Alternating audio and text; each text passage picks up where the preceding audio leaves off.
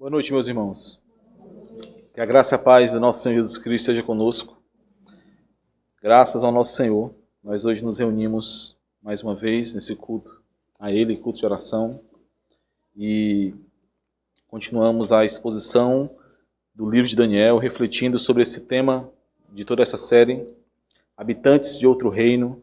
Nós caminhamos bastante até aqui, já foram quase 40 reflexões, mensagens nesse livro maravilhoso. E hoje nós iniciamos o último capítulo desse livro. Nós chegamos ao fechamento não só da última visão, a última revelação que foi dada a Daniel, mas também o fechamento de todo o livro, dessa mensagem que nós temos acompanhado à medida em que temos refletido nesse livro. Vamos orar mais uma vez, pedindo ao Senhor que nos conduza, nos abençoe, e então nós iniciaremos a nossa reflexão. Ó Senhor bendito, Pai santo e misericordioso, louvado seja o Teu nome, Senhor. Te agradecemos por mais uma vez termos o privilégio de sermos expostos à Tua palavra. Te pedimos, Senhor, que apesar dos nossos pecados e de nós mesmos, que o Senhor penetre o nosso coração profundamente por meio da Tua palavra, para que nossos joelhos se dobrem diante do Senhor, para que possamos, Senhor, viver de acordo com quem nós fomos feitos em Cristo Jesus. Que o Senhor conduza a vida àqueles que estão mortos, que o Senhor fortaleça e edifique o Teu povo por meio da Tua palavra, Senhor. Por favor, quebra as barreiras que nós levantamos e nos permita, Senhor, sermos edificados pelo Senhor, em nome de Jesus. Amém. Meus irmãos, ao longo da exposição do livro de Daniel, nós acompanhamos Daniel e seus amigos, seus 3 amigos, em uma luta que durou a vida toda por fidelidade, para que pudessem se manter fiéis ao seu Deus e a quem eles eram como povo de Deus. Apesar de onde eles estavam, apesar de estarem ali em terra estrangeira, na Babilônia, em um lugar que era a expressão da oposição ao Deus Todo-Poderoso e ao próprio povo de Deus. No relato dos últimos 3 capítulos de Daniel, este recebe uma última visão. Deus revela a Daniel uma sucessão de reinos e de reis que trariam consigo grande aflição, grande sofrimento para o povo de Deus. E vimos que estes eram reis que pouco a pouco iam revelando a imagem do maior inimigo que viria mais à frente. Eles iam trazendo a silhueta maligna do anticristo, como nós aprendemos, aquele que seria o maior inimigo do povo de Deus. À medida que esses reis se apresentavam, eles iam trazendo a revelação desse maior inimigo. No tempo do fim, então esse inimigo se levantaria e traria grande angústia, grande dor, sofrimentos jamais experimentados em qualquer outro tempo pelo povo de Deus. É por isso que nós lemos aqui na liturgia, a partir do finalzinho do capítulo 11, a partir do versículo 40, porque aqui nós vemos essa mudança, onde não mais nós temos ali simplesmente profecias que falam de reis que viriam, mas também aqui, na figura, logo após a figura de Antíoco Epifânio, nós vemos o anticristo sendo apresentado. Este que traria um tempo sem qualquer comparação para o povo de Deus. E é aqui que nós entramos no capítulo 12. Deus revela o fim da história, Deus revela o destino final de todos os homens, sejam estes justos ou ímpios, como nós lemos aqui, inclusive no versículo 2, sobre a ressurreição daqueles que iriam para o gozo eterno e aqueles que iriam para a vergonha eterna. E o tom de grande parte do fechamento desse livro de Daniel, o tom desse capítulo 12, do livro de Daniel é de que existe uma expectativa da parte do Senhor em revelar esses acontecimentos que são revelados aqui, desde o capítulo 10 até o capítulo 12. Existe uma expectativa da parte do Senhor para aqueles que recebem, em relação àqueles que recebem a essa revelação. Algo é esperado daqueles que recebem essas palavras que são registradas aqui nos últimos capítulos de Daniel. O que a revelação do tempo do fim exige do povo de Deus? O que a revelação do tempo do fim exige dos habitantes de outro reino? O que essas palavras que nós lemos, que você talvez já tenha lido em outros momentos, essas palavras que nós ouvimos agora, o que elas exigem de nós? Como a esperança que nos é dada acerca deste tempo do fim, uma esperança que não é deste reino, é uma esperança de outro reino, como é o tema que nós temos aqui. Como essa esperança molda a forma como nós vivemos hoje, no tempo presente, mesmo que olhando para o futuro. Como essa esperança molda o tempo presente?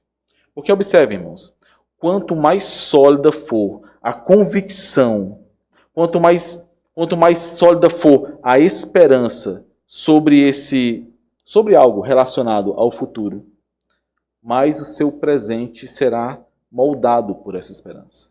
Mais você caminhará olhando para essa esperança. Quanto mais convicto você estiver da esperança que você guarda, mais o seu tempo presente será moldado por essa esperança. É por isso que não é incomum, talvez os irmãos já tenham ouvido histórias assim, pais que percebem que seus filhos ali, seus meninos de 2, 3 anos, ao dominarem uma bola de futebol, dominam ela de maneira acima da média, de maneira diferenciada em relação a outros. Então estes pais logo começam a mudar toda a sua vida em função dessa criança. Mudam de estado, abandonam seus empregos e então começam a moldar a vida da família, começam a moldar a própria vida a partir da esperança de que aquele será um jogador de futebol de sucesso no futuro. É comum encontrar histórias assim. É por isso que muitos entram em cursos, fazem longos períodos de instrução e treinamento, abrindo mão de lazer, de sono, sacrificando tempo em família, sacrificando o tempo para o descanso, porque vislumbram aquilo que serão no futuro, aquilo que no futuro conseguirão por meio daquele curso. A nossa vida, meus irmãos, ela é moldada de acordo com a esperança que nós guardamos, de acordo com as expectativas que nós temos para o futuro. E aqui não tem como não perceber a pergunta que se levanta. Quais são as suas expectativas? Onde está a sua esperança? Porque observa, se a nossa vida é moldada por essa esperança, vão existir indícios, evidências de qual é a nossa esperança. Quais são as nossas expectativas. Como a forma que você vive, como as decisões que você toma no dia a dia, como os sacrifícios que você faz evidenciam essa esperança, evidenciam quais são as expectativas que você nutre para o futuro. É sobre isso que nós refletiremos nesse capítulo 12 de Daniel, a esperança de outro reino. Nós veremos ao longo de todo esse capítulo essa linha central.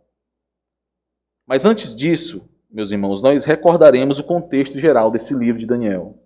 Tudo aquilo que é importante ser lembrado e que conduz a esse fechamento do capítulo 12, que conduz a esse fechamento não só da visão que foi dada lá no capítulo 11, mas também o fechamento de todo o livro. Nós veremos aqui nós iremos relembrar, recordar esse contexto geral desse livro. E para isso nós primeiro lembraremos do principal tema que é desenvolvido em Daniel, que é o tema do chamado, à fidelidade do povo de Deus, para que assim nós possamos partir para a exposição do capítulo 12 em outros momentos. Não hoje, mas em outros momentos. E aqui então, irmãos, hoje nós veremos, em meio a essa recordação, essa possibilidade de revermos esse principal tema do capítulo do livro de Daniel, nós veremos, primeiro, que a luta por fidelidade, ela exige discernimento, independente da idade, independente das circunstâncias. E isso é uma observação que nós veremos voltando aqui a alguns capítulos-chave do livro de Daniel. Então, a luta por fidelidade exige discernimento, independente da sua idade, independente das circunstâncias que você vive. E veremos também que a luta por fidelidade é marcada por tensões. Ao relembrarmos esse tema central do livro de Daniel, nós poderemos então partir para o capítulo 12, para o fechamento desse livro. Vamos então ao nosso primeiro ponto, que é sobre o discernimento necessário. A luta por fidelidade exige discernimento, independente de idade ou circunstância. Mantenha a fé, mantenha a sua identidade como povo de Deus. Esse é o grito que Daniel ele nos dá ao longo de todo esse livro. Mantenha a sua identidade. Mesmo em meio às pressões terríveis que você encontra, mesmo em meio às circunstâncias adversas que você encontra, mesmo em meio a toda a pressão recebida para ser moldado por este mundo, mantenha-se fiel ao Senhor. Nós recebemos, irmãos, muitos ensinos do livro de Daniel acerca da fidelidade ao Senhor. Muitos ensinos. E um deles, talvez nós não tenhamos visto isso aqui de maneira explícita, mas certamente os irmãos puderam perceber implicitamente isso sendo desenvolvido nesse livro. Um desses ensinos é que essa fidelidade ela não depende de idade. E nós veremos o porquê eu estou enfatizando isso. Nós vivemos, irmãos, uma geração de infantilidades. Nós, muito facilmente, criamos filhos e educamos jovens como se existisse um tempo, um acordo, um tempo acordado para que as provações, as tentações, para que os ataques de Satanás pudessem então ser disparados contra eles. É como se eles estivessem em um ringue, onde somente quando soasse o gongo é que pudesse ser dado o primeiro toque, o primeiro soco. Mas não é assim. Satanás não está nem aí para a sua idade. Satanás não está nem aí para o seu nível de maturidade, para a sua inexperiência, para a tolice da juventude. Ele o tragará, se puder. O apóstolo Pedro, ele fala sobre isso em 1 Pedro, capítulo 5, versículo 8. Esse é um texto muito conhecido. Vamos observá-lo juntos. 1 Pedro, capítulo 5, versículo 8. O apóstolo Pedro exorta aqueles irmãos a quem ele escreve. Traz uma exortação urgente. Sede sóbrios e vigilantes. O diabo, vosso adversário, anda em derredor, como leão que ruge, procurando alguém para devorar. E a questão é que esse alguém que está sendo rodeado por esse leão pode ser o seu filho, independente da idade que ele tem, independente das fraquezas que ele ainda mantém e que você tem conduzido como sendo somente fruto de uma ignorância da idade. Esse alguém pode ser o seu irmão mais novo, esse alguém pode ser você, jovem, que pensa que ser sóbrio e vigilante é somente para o seu pai, é somente para a sua mãe, é somente para o seu pastor, para as pessoas mais velhas da igreja, mas não para você, porque isso não é coisa de jovem, você nem sequer pensa sobre isso.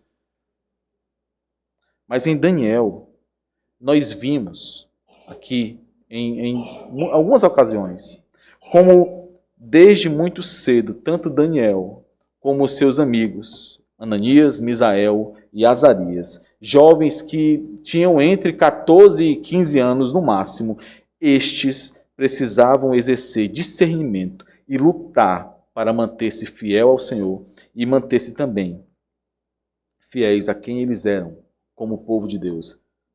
Ou então eles seriam tragados pela Babilônia. Não é uma questão de opção, não era uma questão de destacar-se entre os demais, era uma questão de sobrevivência. Ou eles discerniriam como deveriam viver na Babilônia, ou seriam tragados, ou seriam absorvidos, morreriam espiritualmente ali.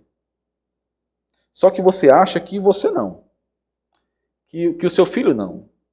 É impressionante, irmãos, como nós não percebemos os perigos que nos rodeiam, como nós não percebemos os perigos que podem, talvez não no momento em que você está ali observando, mas que causarão grande dano a você, seus filhos, a igreja do Senhor. A Babilônia, ela mudou o nome desses jovens. Vamos lá para Daniel, voltar para Daniel, no capítulo 1. A Babilônia, ela mudou o nome desses jovens. A Babilônia ofereceu honra, iguarias ali, finas da mesa do rei, impôs pressões absurdas sobre estes jovens. Quantas racionalizações, irmãos, Daniel poderia ter feito com seus amigos? Quantas ele poderia ter feito aqui? Qual foi a resposta de Daniel, ao invés dessas racionalizações? Versículo 8 do capítulo 1. Resolveu Daniel firmemente não contaminar-se com as finas iguarias do rei, nem com o vinho que ele bebia. Então pediu ao chefe dos eunucos que lhe permitisse não contaminar-se. Daniel não deixou, não arriscou ser seduzido pela Babilônia. Ele sabia que não podia correr esse risco. Daniel respondeu assim: não, eu sei quem eu sou. Eu sei que eu não sou desse reino. Eu sei que a Babilônia não é o meu lar. Eu não pertenço à Babilônia. Eu sei que isso aqui que está sendo oferecido não é para mim. Eu sei que todos querem, mas não é para mim. Como é importante forjar, irmãos, essa mentalidade, essa disposição nos jovens. Como é importante forjar esse exercício de discernimento que olha com olhos que esse mundo jamais poderá perceber, porque esse mundo não tem aquilo que é necessário para enxergar. Como é importante treinar essa visão, para que possa perceber que mesmo aquilo que a olhos carnais e humanos é apetitoso, parece ter valor, não pode ser considerado como valor, mas sim como algo perigosíssimo. Da mesma forma, os amigos de Daniel, alguns anos depois, lá no capítulo 3, no auge da sua força física e do seu vigor, no momento em que eles já estavam meio que estabilizados na Babilônia, lembrem, os amigos de Daniel, assim como Daniel, chegaram como exilados na Babilônia, chegaram como um povo vencido, e foi dado a estes regalias que poucos teriam. Estes receberam instrução, estes receberam alimentação, receberam um certo status ali na Babilônia, e em especial os amigos de Daniel, por se destacarem entre os demais. Estes foram colocados em posição de destaque na Babilônia, como oficiais do reino da Babilônia. E tiveram que lutar para permanecerem fiéis ali, naquele lugar. Se os irmãos bem lembram, mas podem já ir para o capítulo 3, nós vamos ler somente alguns versículos deste capítulo 3, mas se os irmãos lembram, Nabucodonosor ele ergueu uma imagem gigantesca de ouro e exigiu que todos os governadores, sátrapas, oficiais, todos os ministros ali daquele reino se dobrassem diante daquela imagem. Mais uma vez, irmãos, mais uma vez, quantas racionalizações os amigos de Daniel poderiam fazer naquele momento? Diante de tudo que tinham experimentado, desde a chegada na Babilônia até esse momento que estavam ali em grande risco. Eles tinham tudo a perder. Eles tinham a perder a sua posição, o conforto que desfrutavam ali, e por fim tinham a perder a própria vida, porque eles foram ameaçados em relação a isso.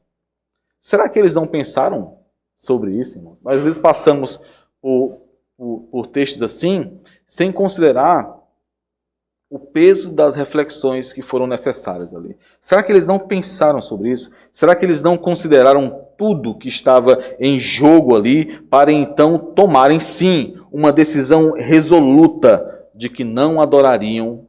E esse foi, olha como é interessante isso. O chamado foi para se ajoelhar, para se dobrar. Todos deveriam se dobrar. Mas a resolução dos amigos de Daniel foi que não adorariam a imagem de ouro. Eles sabiam o que aquilo ali significava. Mas eles, refletindo, decidiram resolutamente que não adorariam essa imagem de ouro, mas permaneceriam fiéis ao seu Deus, mesmo que isso os conduzisse à morte. Eles tiveram que discernir isso. Vamos ler os versículos 16 a 18.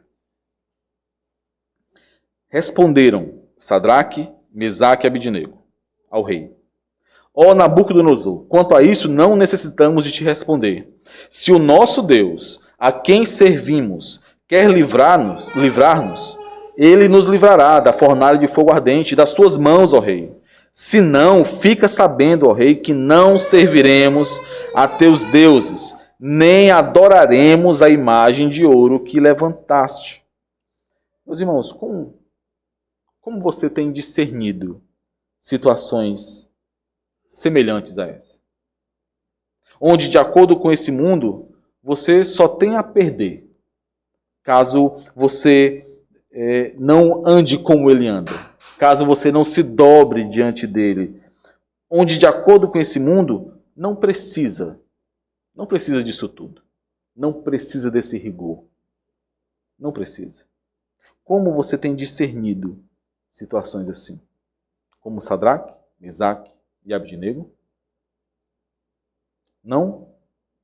Se não, pelo que você tem trocado a fidelidade ao Senhor? Pelo que você tem vendido a fidelidade ao Senhor? Emprego, títulos, o conforto de não ser perseguido, de não ser tido como diferente. Esse é um conforto e é uma busca, um anseio que muitos e muitos jovens têm, de serem tidos como aqueles que não vale a pena estar do lado, serem tidos como aqueles que são diferentes. É por isso que você tem vendido a sua fidelidade? Pelo desejo de agradar a homens? A resposta desses 3 homens de Deus, irmãos, foi muito clara. Não. Eu sei quem eu sou. Eu não me dobrarei. Eu sei quem eu sou. Eu sei que eu não sou desse reino. Eu sei que não importa aquilo que eu retenha neste mundo, jamais isso terá o valor de ser povo de Deus. Isso jamais terá o valor da minha alma. Veja ainda nessa linha de pensamento, nessa situação, veja o ancião Daniel, agora com mais de 80 anos, uma vida exemplar de devoção e piedade, lá no capítulo 6. Agora ele já fraco e velho, ele foi pressionado a fazer pequenas concessões. Não foram grandes concessões, irmão. Não foram grandes. Pequenas concessões. 30 dias somente, sem orar publicamente. 30 dias, um mês, sem publicamente demonstrar que estava fazendo petições a um Deus que não fosse o próprio rei. Se assim ele não fizesse, seria jogado na cova dos leões. Vamos ler o versículo 10. Qual foi a resposta de Daniel? Versículo 10, do capítulo 6. Daniel, pois, quando soube que a escritura estava assinada, o decreto que impedia a oração por 30 dias, entrou em sua casa e em cima, no seu quarto, onde havia janelas abertas do lado de Jerusalém, ou seja, todos poderiam ver, 3 vezes por dia se punha de joelhos e orava e dava graças diante do seu Deus, como costumava fazer. Olha que ousadia, irmãos, aqui. Do velho Daniel. Olha a ousadia desse homem. Como nos tem faltado essa ousadia? Quantas vezes você, por vergonha, por medo, por receio, por constrangimento, quantas vezes você saiu para comer em algum lugar e resolveu que não ia orar, só para que as pessoas não olhassem diferente para você ali naquele momento? Olha o nível de ousadia de Daniel aqui, do velho Daniel. Daniel poderia pensar que é melhor ceder um pouco. Só são 30 dias, eu ocupo uma posição, eu tenho uma certa posição aqui ainda de respeito nesse lugar, eu posso ajudar com essa posição aos meus compatriotas, então é melhor ceder. Ou então é melhor orar escondido, tomar algumas precauções, o importante é esperar passar esses 30 dias e tudo vai voltar como era antes, tudo vai se resolver. Daniel poderia fazer esse tipo de concessão, poderia pensar assim, vamos dizer assim. Mas a resposta de Daniel foi muito clara, como nós lemos aqui. Não. Eu sei quem eu sou. Eu sei a que reino eu pertenço. Eu sei a quem eu sirvo. Eu sei quem é o meu Deus. Quem é você, meu irmão? Quem é você? Você tem discernido as mesmas estratégias desse mundo? É interessante os paralelos que a palavra do Senhor nos traz no livro de Daniel sobre como as pressões desse mundo permanecem, continuam, nos atacam. Você tem discernido essas mesmas estratégias do mundo. Você tem calculado e mesmo perdendo, de acordo com a visão deste mundo, como Sadraque, Mesaque e Abednego calcularam sabendo que iriam perder ali, caso não se dobrassem como não se dobraram. Você tem calculado e tem respondido: não. Eu sei quem eu sou. Às vezes nós esperamos oportunidades muito emblemáticas para fazer isso. E não percebemos que é no dia a dia que também podemos fazer isso. Em meio a decisões que afetam, talvez não afetem tanto o dia de hoje, mas que afetarão o nosso futuro. Você tem discernido as implicações de abrir brechas para a ação deste mundo em seu coração? Daniel e seus amigos, eles discerniram isso, irmãos.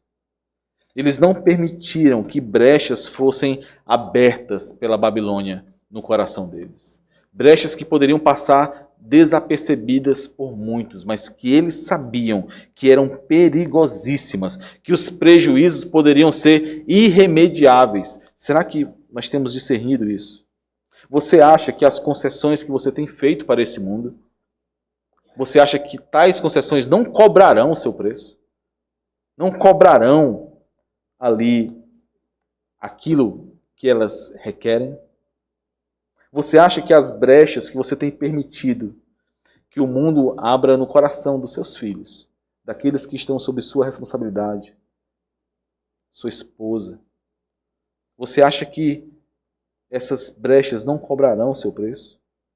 Não agora. Talvez não agora. Talvez você nem vai lembrar o que foi que gerou aquele comportamento, aquela queda, aquela situação. Muito menos ele lembrará seu filho, sua esposa, seu cônjuge. Mas aquela brecha estará lá. E Satanás lembrará. Saberá por onde poderá tentar tragá-lo. Você acha mesmo, irmãos, nós estamos às vezes tão ingênuos, você acha mesmo que este mundo, a sua carne ou Satanás respeitarão o momento difícil que você está passando e então diminuirá a intensidade dos ataques, passará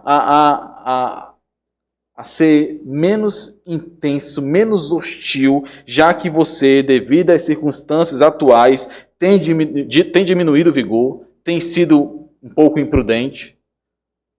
Não vai. Não respeitará a sua dor. Satanás não respeitará o seu cansaço. Não respeitará o seu luto, a sua doença, não respeitará. E você precisa discernir que brechas deixadas em meio a decisões erradas, em meio à falta de discernimento, podem ser um canal de entrada ali. Você precisa discernir. Opa, não são apenas iguarias. Nós não estamos falando aqui de comida somente. Foi isso que Daniel fez. Opa, isso aqui não é só comida, não. Não é só comida. Não é só se ajoelhar por alguns segundos. Não é só isso. Não. Essa luta é por fidelidade. Essa luta é por sobrevivência em um mundo hostil. Essa luta é para chegar onde eu espero chegar, onde está o meu tesouro. Essa luta é para alcançar a esperança que me foi dada. Por fim, meus irmãos, todo o relato de Daniel, desde a sua juventude, assim como dos seus amigos, até a sua velhice, nos ensina também como para um habitante de outro reino, viver nesse mundo sempre será tenso. Sempre será carregado de tensões, de aflições, de dificuldades. Dentro de um grande grupo de jovens exilados, e lembrem, inclusive da nação de Israel, os 4 não eram os únicos da nação de Israel, existiam outros ali, mas estes, Daniel e seus amigos, foram os únicos a discernir e a se arriscar, a se dispor para experimentar as tensões que viriam ali nessa busca por fidelidade. Os demais jovens escolheram a paz com a Babilônia. Escolheram a ausência de tensão, a ausência de momentos de angústia. Sadraque, Mesaque e Abednego também da mesma forma. Uma multidão os pressionava. Imagine, irmãos, nós até nesse texto foi montada uma imagem para nós, né? Uma multidão gigantesca. Então, de repente, todos começam a se baixar e três pontinhos ali ficam à vista. Uma multidão inteira os pressionava. Só 3 ficaram de pé. Mas a grande pergunta que deve estar na mente de qualquer habitante de outro reino, de qualquer crente, é como é possível manter-se fiel ao Senhor neste mundo mau e ainda assim não passar por essas tensões. E ainda assim não experimentar essas tensões. O pastor falou sobre isso no domingo, né? Sobre as constantes tensões para a proteção da igreja. O problema é que nós queremos fugir dessas tensões. Nós queremos fugir. Nós achamos que existe um caminho que possa ser percorrido onde nós não temos essas tensões. O problema é que tantas vezes nós nos acovardamos por medo dessas tensões. E é por isso que nós não percebemos o que nós deveríamos perceber, o que nós tínhamos que ter percebido. É por isso que nós não discernimos aquilo que deveríamos discernir. É por isso que tão facilmente nós agimos como tolos, como carnais, defendemos o pecado que irá nos destruir. É impossível, irmãos, é impossível manter fidelidade ao nosso Deus sem tensão neste mundo mau. É impossível sem experimentar tensões. Nós não podemos, como igreja do Senhor, correr dessas tensões. A ausência de tensão é, na verdade, uma evidência de que você não está discernindo, de que você não está vendo aquilo que deveria ter visto, que você não está enxergando como deveria enxergar. É uma evidência da falta de intencionalidade. Essa palavra que temos e já ouvimos tantas vezes. Que é isso, né? São só as iguarias da mesa do rei. É só comida. Não, é só comida. O que é isso? É só um ato mecânico de dobrar os joelhos por alguns instantes diante de uma imagem. Eu não vou fazer isso no meu coração. Os meus joelhos estão até se dobrando diante dessa imagem, mas o meu coração não. No meu coração eu estou resguardado. O que é isso? Isso é só política. Esse dobrar de joelhos é só política. Não tem nada a ver com fé. Não tem nada a ver com crença. Isso é só trabalho. Isso é só uma escola. Isso é só um costume. Irmãos, isso é a Babilônia. Nós esquecemos tão facilmente, pelo medo das tensões, que nós ainda vivemos em um reino que não é nosso. Ainda caminhamos por caminhos que não são as ruas que um dia esperamos caminhar. Ainda percorremos as vilas e as ruas estreitas da Babilônia. E este mundo, a Babilônia em que vivemos, eles não são tão ingênuos e tão despretensiosos como nós achamos que eles são, como nós imaginamos. Não são. Meus irmãos, que o Senhor desperte em cada um aqui o entendimento e o discernimento para enxergar a verdade, a realidade em que vivemos. A luta por fidelidade exige discernimento, independente da idade, da circunstância, e é marcada por tensão. E o combustível, é isso que nós veremos no capítulo 12. E o combustível que alimenta a intensa disciplina necessária para buscar discernimento e suportar as tensões que devemos suportar, o combustível para isso é a solidez da esperança que nós guardamos. Esperança não neste mundo, mas esperança em outro reino. Esperança que não é dada a todos, mas somente a habitantes de outro reino. Que o Senhor nos permita entender e discernir tudo isso, irmãos. Vamos orar. Ó Senhor, Pai de infinita bondade e misericórdia, te louvamos pela Tua palavra, Senhor. E te pedimos, ó Deus, por favor, Senhor, vence-nos por meio da Tua palavra. Arranca as escamas dos nossos olhos. Nos permita, Senhor, enxergar a glória maravilhosa de vivermos para o Senhor, mesmo cercados ainda por tantas dores e angústias, mesmo sendo tantas vezes conduzidos em situações tão difíceis. Ó Senhor, mas que o Senhor nos permita enxergar a glória da esperança que sustenta-nos em tudo isso. Por favor, abençoa a tua igreja, Pai. Em nome de Jesus. Amém.